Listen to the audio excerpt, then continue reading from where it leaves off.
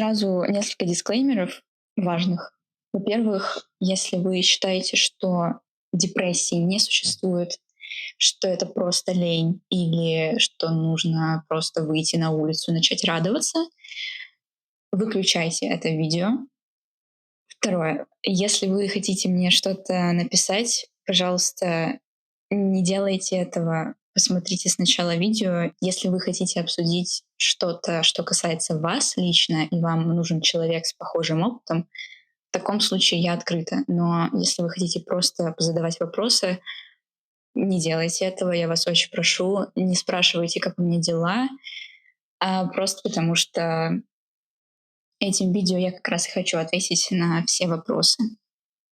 И вообще лучшее, что вы можете сделать, это, после этого видео, это задуматься о себе, о своем состоянии, о своем здоровье. И, пожалуйста, не меняйте своего поведения в мой адрес, не делайте вид, что что-то изменилось, что что-то случилось, потому что, по сути, ничего не изменилось.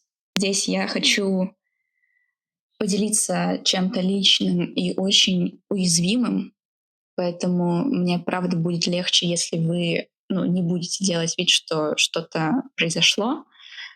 Вот.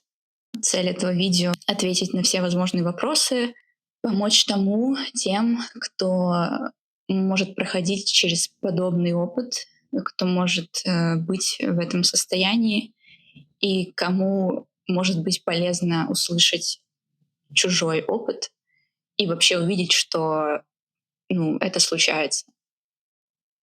Возможно, некоторые люди после этого видео поймут, что стояло за моими реакциями, либо почему этих реакций не было, почему я как-то резко отвечала, отстранялась, и вот все в этом роде. Возможно, вам станет чуточку понятнее, почему у меня было и есть такое поведение.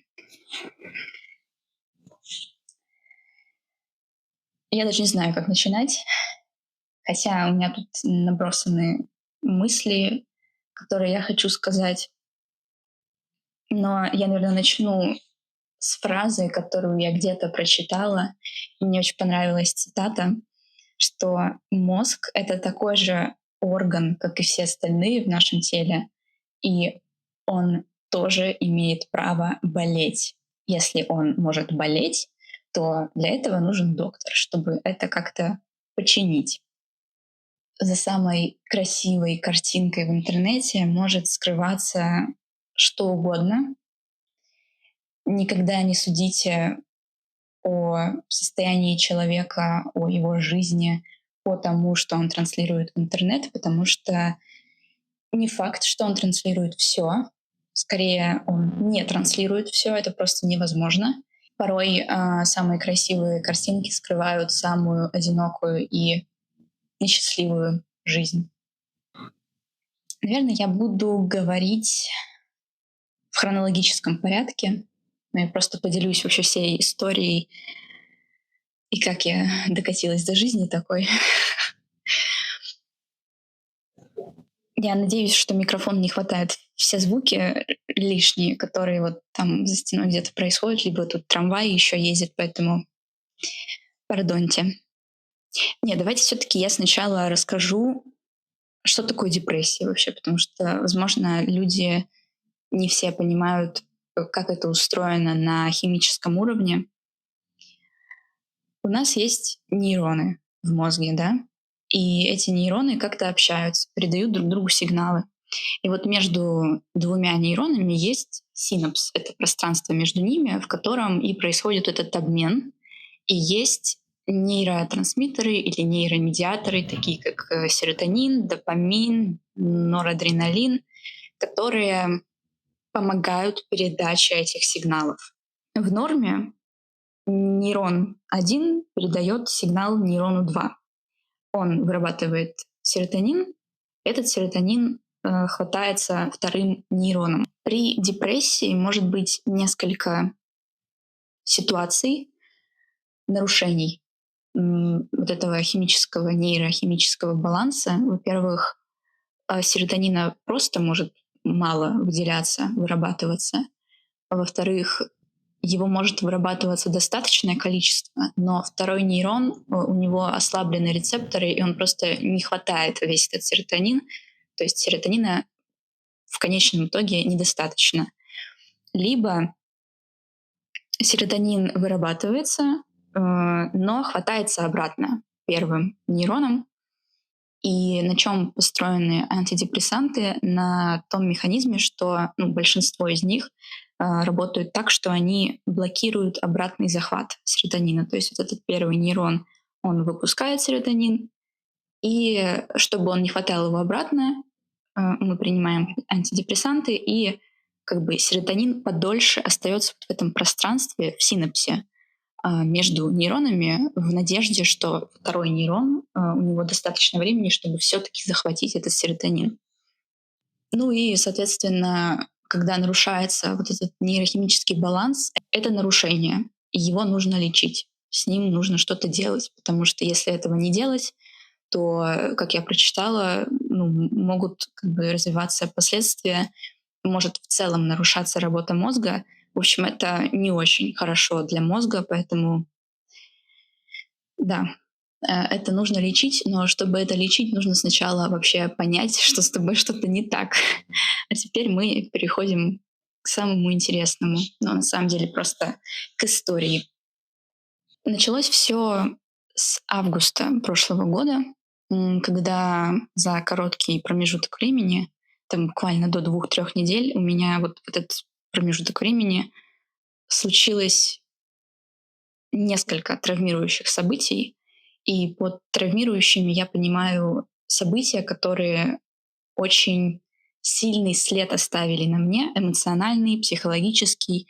То есть это мог быть стресс, это могли быть сильные переживания. В общем, это что-то, что очень выбивает просто из колеи. В целом август оказался для меня таким дном. Я просто на этом дне полежала какое-то время. И к сентябрю более-менее я уже начала восстанавливаться. Там у меня нашлось жилье, я как-то более-менее стабилизировалась. И казалось, что все уже вот все налаживается. В октябре происходит кража в метро. На фоне этого у меня развились такие предпанические состояния, когда просто в рандомный момент меня может, знаете, охватить лютый страх. Вот просто когда у тебя замирает вообще все тело, сердце бешено колотится, ноги ватные, ты начинаешь потеть. Ну, то есть вот животный страх. Просто вот это состояние меня могло охватывать, но оно очень быстро проходило. То есть это какие-то вот вспышки, которые никак невозможно контролировать. Это просто случается на фоне того, что я переживала там за сохранность своих вещей. То есть я уже не могла спокойно ходить по городу, там, ездить в метро. Я постоянно переживала. Какие-то странные люди на улице, неадекватные, от которых ты не знаешь, чего ожидать. И вот эта вот неопределенность, она тоже очень сильно влияла на мое состояние. В целом, да, еще забыла сказать, что в августе у меня вот начались первые такие э, признаки, не знаю, не признаки. Я просто как будто онемела к жизни. Есть песня у Linkin Park, она так и называется, «Нам», оцепеневший, онемевший, не знаю. Ну вот когда просто ты не чувствуешь как будто жизни, она проходит мимо тебя. Но это был такой краткосрочный эффект. Потом более-менее, вот как я уже упомянула, я начала стабилизироваться, вот эта кража произошла. Предпанические состояния у меня были. Триггером этих состояний могло быть переживание, что у меня там опять могли что-то украсть, хотя телефон глубоко в сумке, и его точно не могли никак достать. Не могла его нащупать в первые доли секунды, и у меня мозг сразу такой, типа, все, снова. Был еще один триггер, который я не могу в рамках этого видео назвать, но как бы да, были триггеры определенные, и я не могла это контролировать. Но эти состояния меня долго не держали, то есть они быстро проходили. Но из-за того, что это происходило регулярно, мне кажется, что психика истощается, там, не знаю, ресурс мой истощается. Короче, постоянный стресс. Вот просто я жила на стрессе. Тем временем я пыталась жить так, как я жила раньше, гулять много, одна, ходить куда-то, там, не знаю, в музей, в кино, просто, короче, делать все, что я привыкла. Но на самом деле у меня уже не было какого-то интереса этого делать.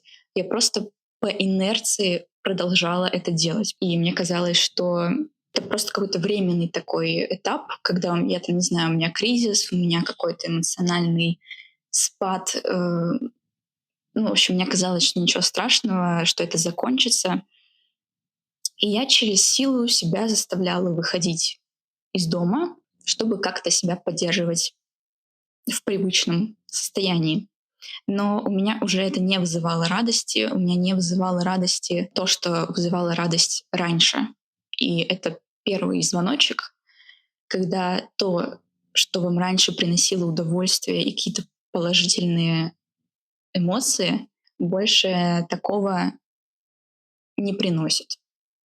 Привет из монтажа. Я поняла, что забыла включить и объяснить одну гифку, которую я нашла в Инстаграме, как раз про то, как воспринимается, как ощущается депрессия. Я очень хотела включить этот видосик куда-нибудь вот здесь вот появится, потому что когда я его увидела, я поняла, что вот это вот ровно описывает то, как это ощущается. Каждый раз у тебя, то есть сначала все ровно, потом снова какой-то спад, снова ровно. Каждый раз ты опускаешься ниже и ниже, но за счет того, что есть вот эти периоды, когда более-менее все ровно, ты как бы не замечаешь, что вот если посмотреть на большое расстояние, да, на большое количество времени, то, по сути, ты просто уходишь вниз. При этом я помнила состояние в прошлом, когда я радовалась, когда я вот чувствовала жизнь, когда прям вот, я не знаю, как это описать, но я знала, что эти состояния были. Я знала, что я могу пережить это снова, но вот в тот период у меня этого не было. Мне кажется, очень сложно описать состояние человеку, который через это не проходил, потому что я это поняла только когда сама через это прошла. Были какие-то, знаете, установки, что нельзя сидеть без дела, нельзя непродуктивно проводить время. Это вот в тему того, что я себя заставляла куда-то ходить, что-то делать помимо работы. И я себя как будто ругала, что я не могу сидеть дома в выходные, при этом внутренне мне хотелось ничего не делать. Единственное, что меня держало на плаву, это работа. В работе было интересно, там было много задач.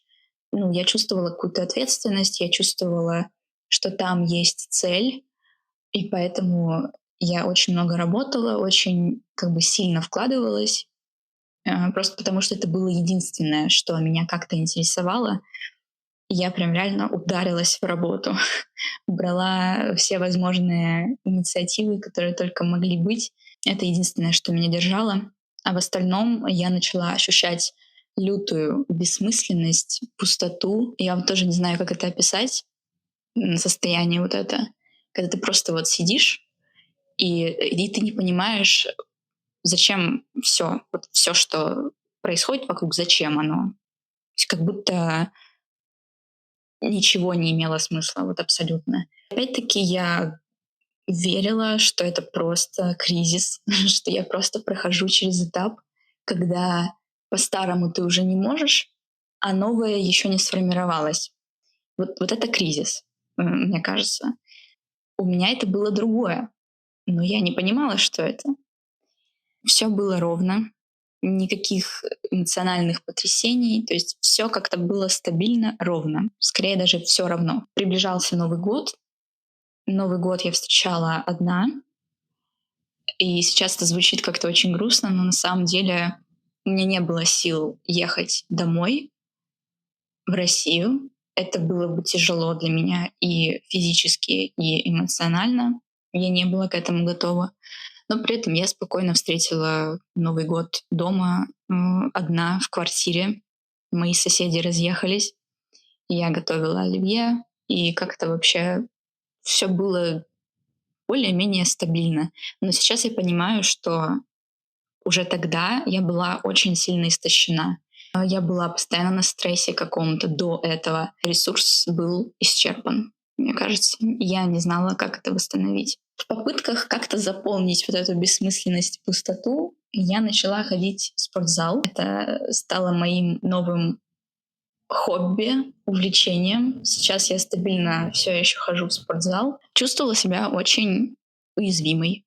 Меня могло ранить, что угодно. Я все воспринимала очень близко к сердцу. Как будто, знаете, вот не знаю, какое сравнение, м, придумать, но просто вот когда ты очень как будто маленький в этом мире, и мир такой большой, и людей так много, и все на тебя давит, и ты прям чувствуешь, что, короче, очень уязвимо. Я не знаю, вот просто очень уязвимо. Ближе к лету у меня усилилось ощущение бессмысленности и пустоты.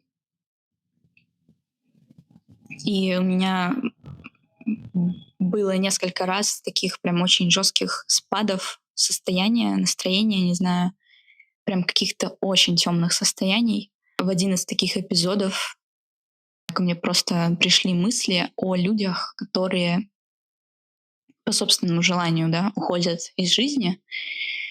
Я завуалированно говорю, просто я не знаю, YouTube меня заблокирует, не заблокирует. И вот я когда себя поймала на этих мыслях о том, что я как будто понимаю состояние этих людей, их внутреннее состояние, что они могли испытывать и что их могло сподвигнуть на этот шаг. Мне стало страшно. Страшно от того, что я вообще об этом задумалась, что мне вообще это пришло в голову, как будто я вот прожила вот это вот ощущение, которое может сподвигнуть на очень страшный шаг. Но я бы никогда этого не сделала, правда. Не потому, что такого не было, а потому что реально я бы никогда этого не сделала. Но когда я себя поймала за эти мысли, я поняла, что все, нужно возвращаться в терапию, в психотерапию. И я решила пойти в экзистенциальный подход. Я до сих пор работаю с психологом. Это было полезно. Это и есть сейчас полезно тоже. Мы разбирались, что такого страшного в этих состояниях, что там в этой бессмысленности, в этой пустоте. При этом я очень хорошо все это время чувствовала негативные эмоции. То есть вот, весь негативный спектр я ощущала прям отлично. А вот все, что на позитивной стороне спектра, вот вот позитивного я как будто не ощущала уже какой-то вот радости, там, не знаю, вот этого приятного волнения. У меня было желание вступать в конфликты. У меня было такое прям рвение поставить всех на место. Я очень могла быть токсичной где-то. И, возможно, те, кто смотрит это видео, и кто мне писал, и кому я отвечала, как-то очень так грубовато и резко. Возможно, это вот вы попали под раздачу. Мне прям хотелось конфликтовать. Я не знаю, вот прям просто никогда такого не было. Я всегда была такой спокойной, хорошей девочкой. И тут, кстати, да, интересно, что раньше у меня была проблема, которую мы тоже обсуждали с психологом на тот момент. Я плохо чувствовала именно негатив, негативные эмоции, но я хорошо чувствовала положительные эмоции. А тут все произошло наоборот. Я начала очень хорошо чувствовать негативные эмоции, но у меня отключились позитивные эмоции. И да, пришлось с этим тоже разбираться. Я могла токсичить. Я прям вообще на работе это проявлялось в том, что я, ну, на работе мне приходилось как-то себя сдерживать все-таки. Если мне что-то не нравилось, то я как бы вот произошла ситуация, там мне нужно что-то ответить, мне нужно что-то сделать. Я понимаю, что сейчас у меня буря эмоций негативных, и я не могу просто это вот вылить на человека, я так оставляю это все, иду успокаиваться, просто отхожу от этих мыслей и возвращаюсь уже более-менее как-то успокоившаяся. В работе я справлялась с этим так. В жизни, помимо работы, ну, я могла просто отвечать прямо, отвечать резко, отвечать токсично, либо вообще не реагировать.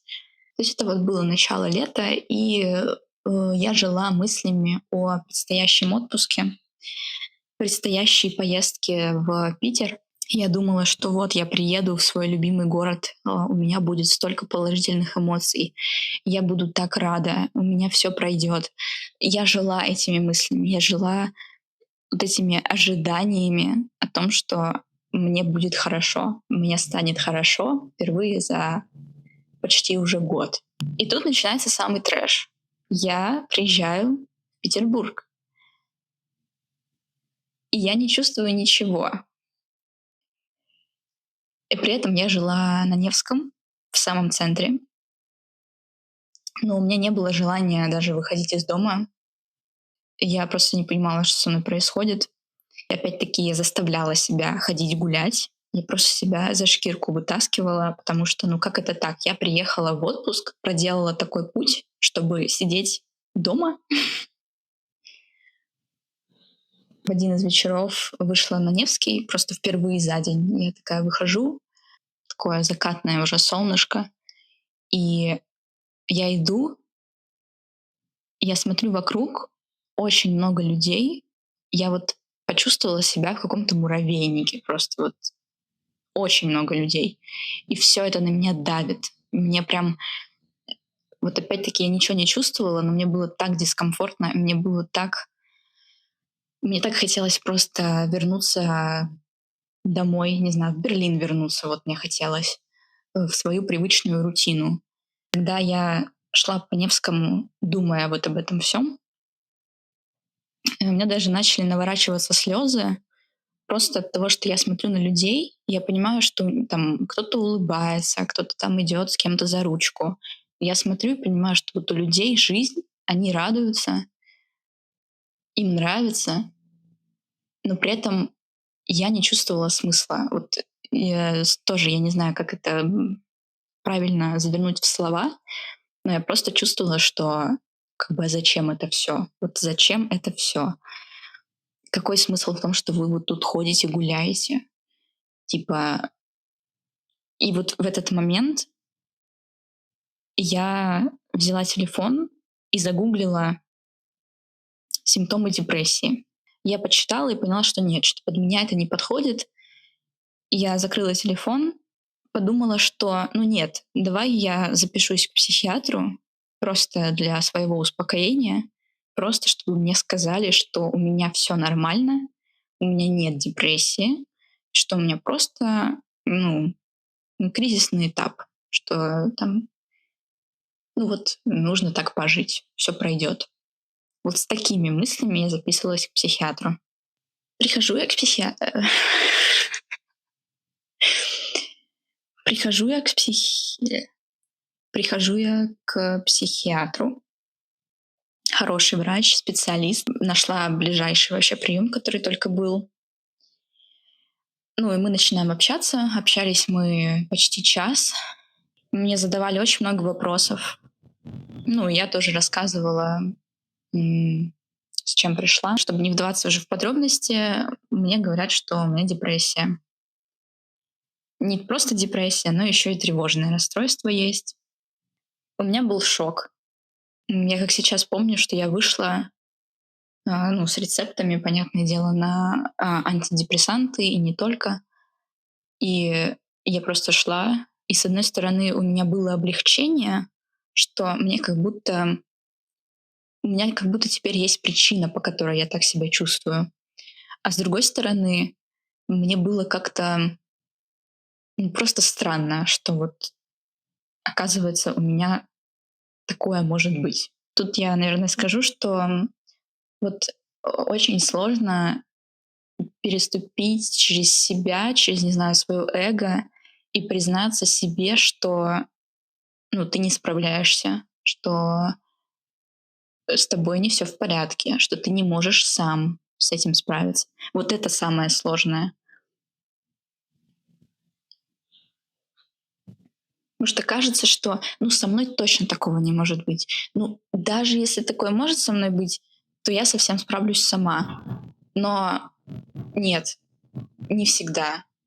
Иногда ты не можешь справиться, иногда нужно признаться, что тебе нужна помощь.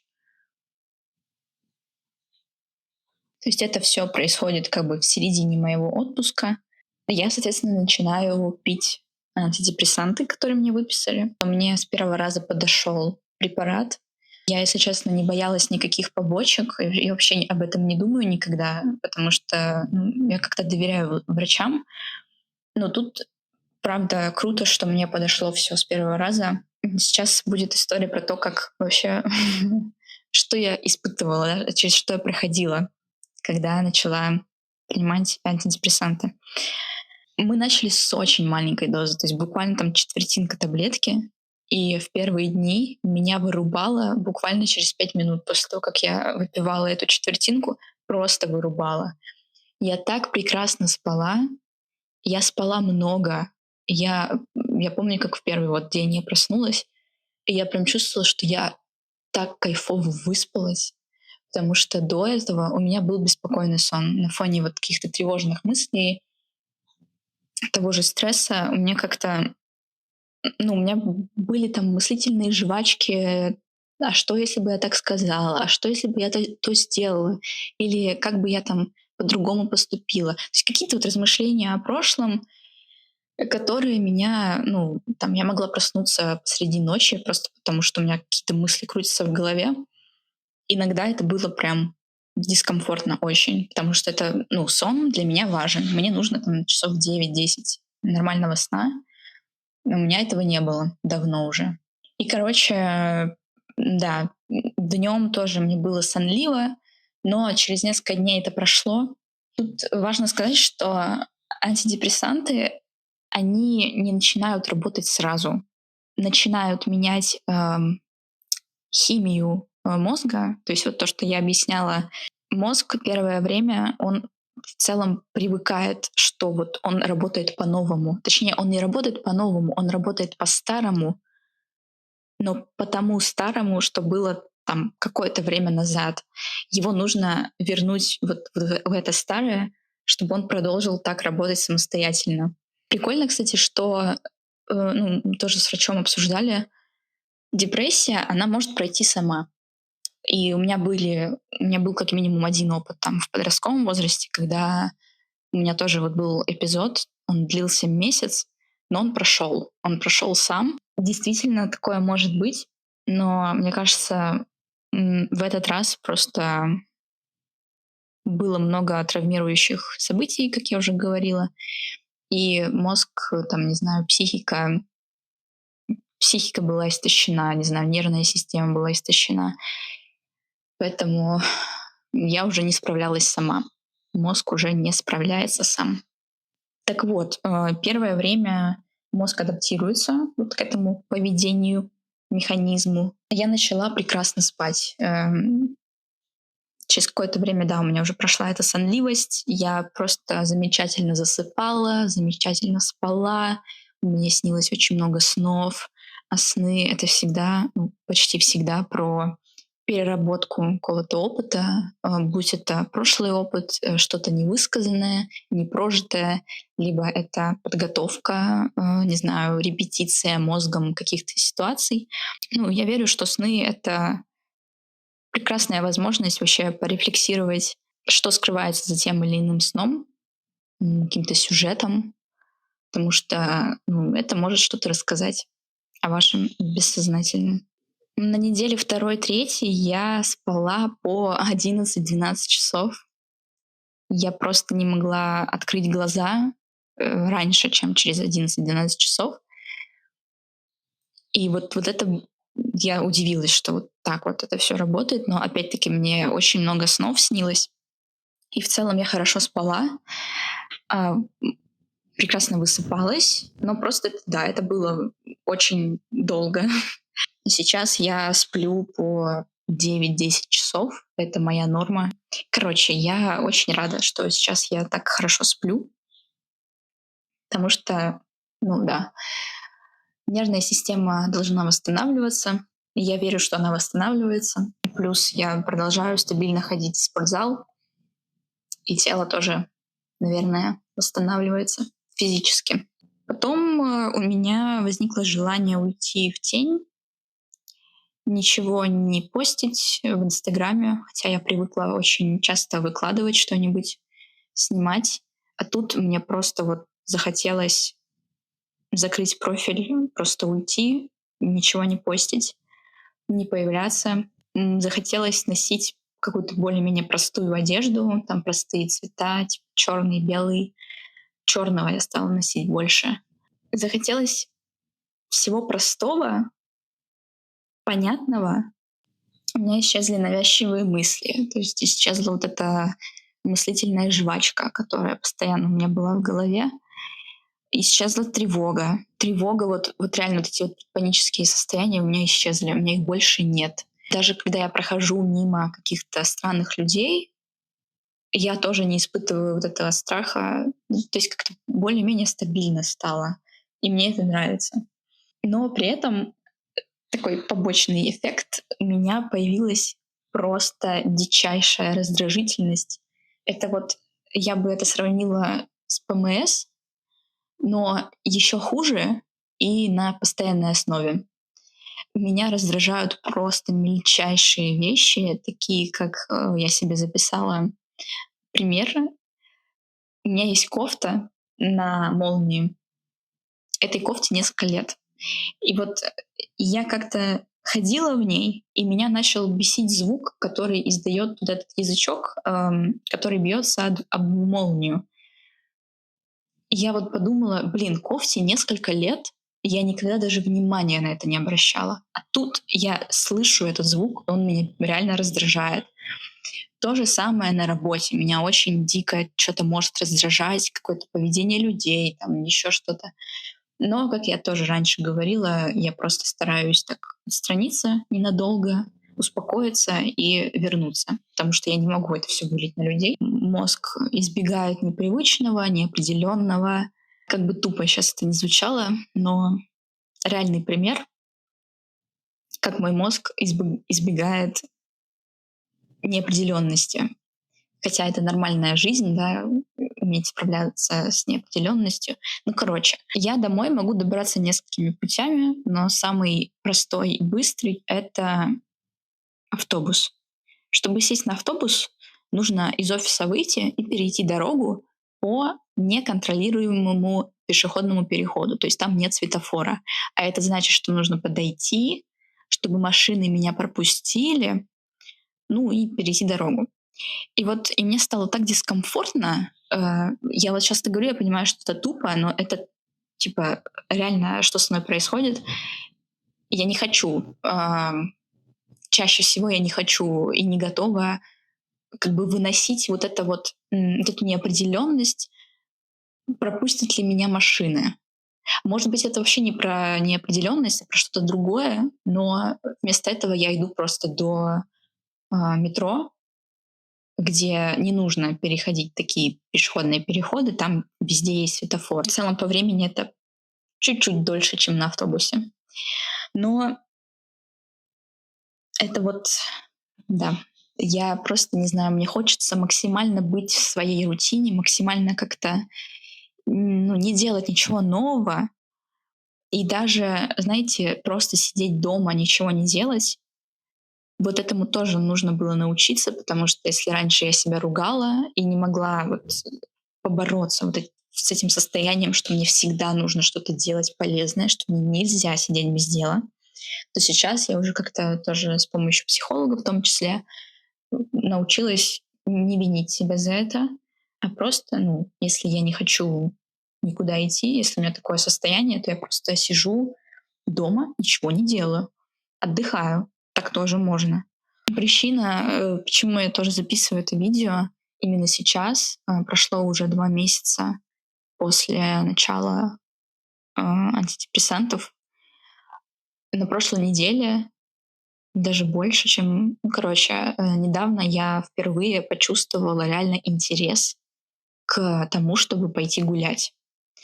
Я поехала на выходных вообще в другой конец города, к озеру, просто потому что мне искренне хотелось там погулять. Вот этот, это кажется такой мелочью, но у меня не возникало этого желания вообще куда-то выбираться очень долгое время. А тут мне искренне захотелось пойти гулять. Мало того, что я это сделала в субботу, я еще и в воскресенье пошла гулять. Ну, правда, там было чуть сложнее выйти в город, в центр, потому что мне все еще не очень комфортно в многолюдных местах. И я этого стараюсь избегать. Тем не менее, я уже чувствую изменения. Как минимум то, что у меня прошла тревога, потому что я какое-то время еще пила противотревожное. Мне это уже нравится. Типа, мне уже нравится, что я чувствую себя стабильно, хоть и ровно, но стабильно. У меня все так же стабильный спортзал. И я хочу тоже поделиться, потому что считаю, что это важно. У меня появился gym-краш. И почему я это говорю? Потому что я не знаю, насколько часто у людей вообще проявляется симпатия, то есть насколько часто они в норме испытывают вот это состояние. Но у меня этого не было больше года. И тут вдруг я поняла, что мне симпатичен человек, и при этом я в этот спортзал хожу уже, типа полгода, больше даже. И я никогда на него не обращала внимания, на этого человека. А тут вдруг я на него обратила внимание, у меня появилась симпатия. И я когда рассказала об этом своему терапевту, мне очень понравилось, какое выражение он использовал. Он сказал, что я как будто размораживаюсь. Вот я действительно чувствую, что я размораживаюсь. Я уже чувствую вот эти состояния, когда ты чувствуешь краски жизни. Сложно понять, опять-таки, когда ты не был в этих депрессивных эпизодах, когда ты не чувствуешь эти краски. Но когда это все возвращается, это так здорово. Это так необычно, но в то же время привычно, потому что так было раньше. В общем, мне кажется, я все сказала. Какой посыл? Депрессия может быть у любого человека. И мне кажется, что в наше время очень у многих людей это состояние, но они просто об этом не знают, либо не могут себе в этом признаться, не могут признаться, что не справляются, что им нужна помощь. Мне кажется, это про эго в том плане, что я сам справлюсь, со мной такого быть не может. Вот всякие такие истории. И я такая же. И типа сложно просить помощи, все сама, все могу, но сдаться перед самим собой — это, наверное, первый шаг к исцелению. Я бы так это сказала. Сдаться перед собой. Признаться, что ты не можешь, что ты не справляешься. Я написала себе тоже цитату, которую где-то вычитала. «Пережить свою тьму и не сдаться дорогого стоит». Желаю всем здоровья и обращайтесь за помощью, потому что, потому что мы не всесильны. И если есть какая-то поломка где-то в нашем организме, будь это где-то в мозгу, в мозге, либо в другом месте, это нужно лечить. Для этого существует медицина, врачи, специалисты. Если вы хотите со мной поговорить на эту тему, я открыта. Если вам нужно с кем-то разделить свой опыт. Вот. очень уязвимое для меня видео, но я знаю, что мне нужно было его записать и рассказать все, что происходило и как оно идет.